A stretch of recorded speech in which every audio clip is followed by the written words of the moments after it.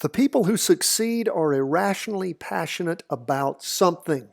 Naval Ravikant. Well, my friends, I am irrationally passionate about charting these markets, and I know a lot of you are too. For the newbies, how long will it take? The rest of your life? How's that? How about you make that commitment? 10 to 15 minutes a day, no matter how long it takes. Just about finished with my latest article about starting your own personal wealth fund. And one of the things that I encourage folks to do is, as you are learning, go ahead and start those habits of putting money back. If you're a student and the most you can put back is $100 a month, open an online trading account, start putting back $100 a month. Then when you are ready, you've already started the habit of saving.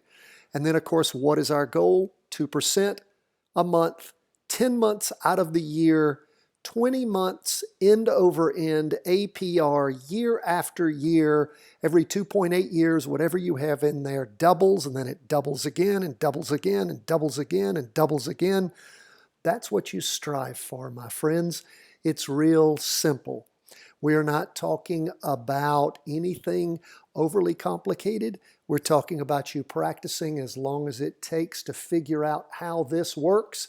And of course, today, those of you who are going around telling your friends you were doing a practice short trade on the S&P or the NASDAQ 100 or gold, or you told your friends that were in Bitcoin that you really had some suspicions that Bitcoin was cranking down. Well, you're the genius now, aren't you? You are the man. You somehow forecasted the future because you could read the past. Isn't that fascinating? It always floors me. Everything down for the day, hammering down. The S&P will start with down 2.02%. Whoa, heading down. Look at that price percent oscillator just cranking down, derivative oscillator gaining downward momentum. As we look at our Heikin-Ashi candlesticks, we have a green spinning top. It's solid green. It means a slowdown in the down movement. Why? Because it's not hit the low of last week. We go to the 2-day, and I am out in the country, so the charts may load up a little slow for me. This is what anybody who lives in rural America, I come out to rural America quite often, and I'm telling you, get out of the city and you get out to where the internet is slow and you remember the past. Okay, what do we see going on? Well, we had the Friday, Monday candle that was a green up candle, and then rolling over Tuesday, Wednesday, hammering down. Well, the Tuesday, I'm sorry. This is the Tuesday so far. We'll see what Wednesday ends up showing us. First day of the latest 2-day candle. It will end on Wednesday, let me say that. But we see where things cranked down, derivative oscillator, so we can see where things are moving down first day of this latest 2-day candle. What about the half day? We see the half day down in the morning, cranking about the same down, hit about the same down spot in the afternoon. We can, of course, rotate over our trend line. Yeah, look how slow this baby's moving. There we go, but it worked with me. So we will keep that in mind. Just a big down day. Now, of course, what do you expect tomorrow? What does the market typically do? It jams down and then it might pull back up a little bit. We saw that happen after we saw these crossovers, didn't we? We sure did. We sure did. So we'll continue to keep an eye on things. What about the Qs? Now, that play we have going on the S&P is, of course, a 2-day recross. This Qs trade is what? Well, we saw the weekly chart rotate over, going down quite soon after the 2-day rotated over the 2-day, and then the weekly. That's typically how things work. The 2-day precedes and then the weekly follows. Sometimes it gets a little screwy. But what do we see going on? Again, second week down movement, price percent oscillator spiking over. Look at that derivative oscillator heating up. 2-day, first day of this latest 2-day candle, hitting a lower low than that prior. Price percent oscillator and derivative oscillator doing what you would expect them to do, cranking down. That weekly vertical crossover Looking good, isn't it, brothers and sisters? Looking quite sweet if you were shorting. Now, of course, how do you short things? Well, if you're a Patreon member, then you've probably taken our 3-part series, not Charting Made Simple, that's the name of the book, Options Made Simple, the Charting Wealth Way, and you may have gone ahead and bought puts in your practice trade, or you may have gone for something like PSQ. I'm taking a chance here with this slow internet. Oh, come on, don't fail me. There we go. What is PSQ? Well, it is the short of the Qs. And whoa, look what it's doing. It's actually moving up as the Qs is moving down. That's what a short or an inverse fund does. That's a single inverse. We're not getting dangerous here.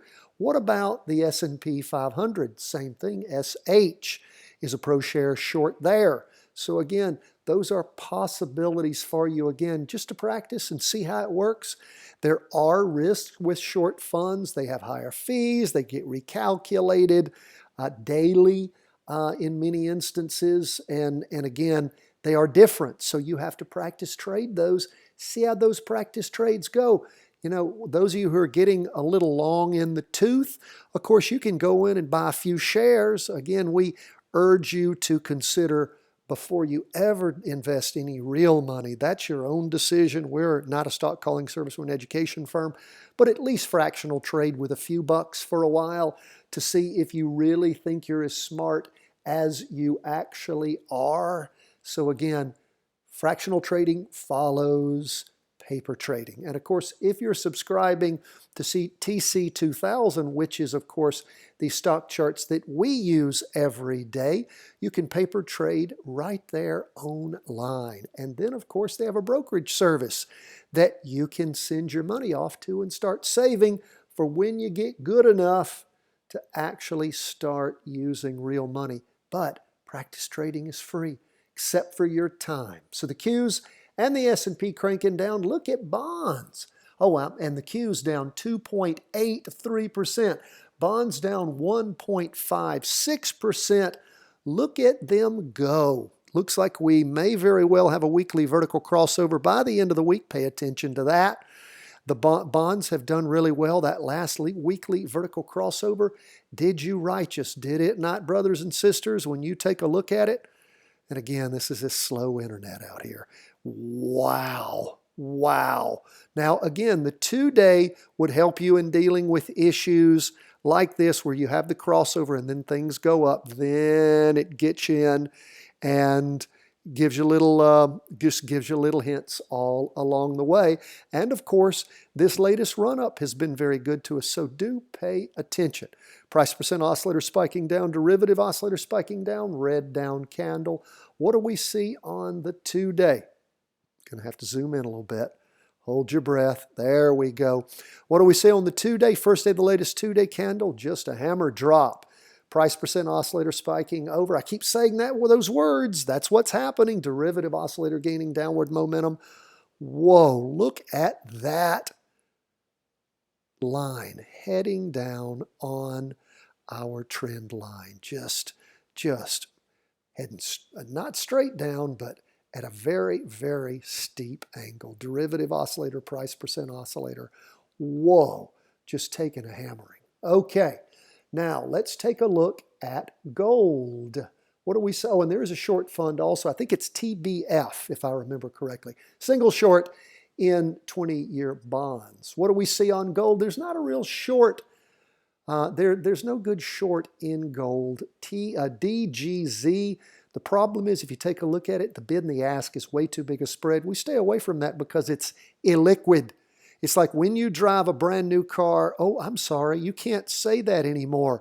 During the COVID recovery, now if you buy a new car and drive it off the lot, you can take it back to the dealer and sell it for more. It's crazy. But the way it used to work is if you bought a new car, drove it off the lot, you brought it back, you couldn't sell it back for anywhere near what you paid for it. Why? Because it was used. That's what you call an illiquid asset. Liquid assets are like $1. When you get $1 from the merchant, you can take it to the next store and it's worth what? $1. Well, DGZ, the short for gold, is not dollar for dollar. It's its spread is way too big between the bid and the ask. We like that to be a few cents, not a few dollars. So what do you do if you're shorting gold? Well, puts. That's what you can practice trade, puts. And have those puts done for you lately? Quite well, as gold has spiked down, price percent oscillator pulling away from the red signal line, derivative oscillator heading down, going into the fourth week of strong down movement in gold today. What do we see there? Again, same thing, just moving on down. Price percent oscillator, derivative oscillator. What do we see on the half day as it loads up slowly? Again, it is moving down quite strongly also. And we'll try to redraw our trend line here. Yes, going to work for me. Not. What you got to do is you always want to try to connect how many candles? 3 to have a trend line that you would put a lot of faith in. And again, we have trend lines at each of the time levels, the weekly, the 2-day, and the half day, the 195-minute. It's good to be able to glance at the chart and see what all of those are doing at one time. Remember, this is all about visualizing. We're visual creatures, most of us, unless we're blind, or we have special hearing capabilities, or some other special ability. Most of us, though, it's visual acuity, and it's focusing on those things. That's what gives us the ability to see what's going on these charts in just huge down moves. Now, for all you geniuses who tried to tell your friends what was happening with Bitcoin and they didn't listen, well, they got another lesson today, down 4.11%. Let's take a look first at the weekly. We may have a weekly vertical crossover going down on gold by the end of the week, going into the third week of ever strengthening down moves in Bitcoin. Now, of course, we talked about no one being in Bitcoin in any practice trade, at least when we saw that spike down and roll over, particularly on the 2-day. We had a nice jumping in point. We had a nice run, but then that was it. We've been saying that now for many, many days as we've continued to watch the 2-day head down. It dropped originally, recovered a little bit, dropped for 4 days, slowed down a little bit, and then we see it now spiking down again as the price percent oscillator and derivative oscillator head down. And we look at the half day, and again, we can see things as they continue to move on down. My friends, it's not easy what we do. It takes daily practice, and it's exciting, it's challenging, it's everything you need it to be, but you have to be here. 10 to 15 minutes a day, that's all we ask. Fill out your daily market worksheet, your once a week weekly market worksheet. Every time you do a practice trade, that trade worksheet. If you don't have our book, support us and buy it. If you want to really be a good friend, if you appreciate what we do for free every day, become a Patreon supporter. The lowest level is $30. And guess what? You get to join us next week for our live question and answer call-in session. Plus, on Thursdays, I send you 20 weekly vertical crossovers. We look for 10 up and 10 down. Sometimes it's a little more or less in one or the other on the S&P 500 to always give you something to be looking at and practice trading. All sorts of great trainings. We appreciate you. God bless, my friends. All the best from the whole team at Charting Wealth World Headquarters.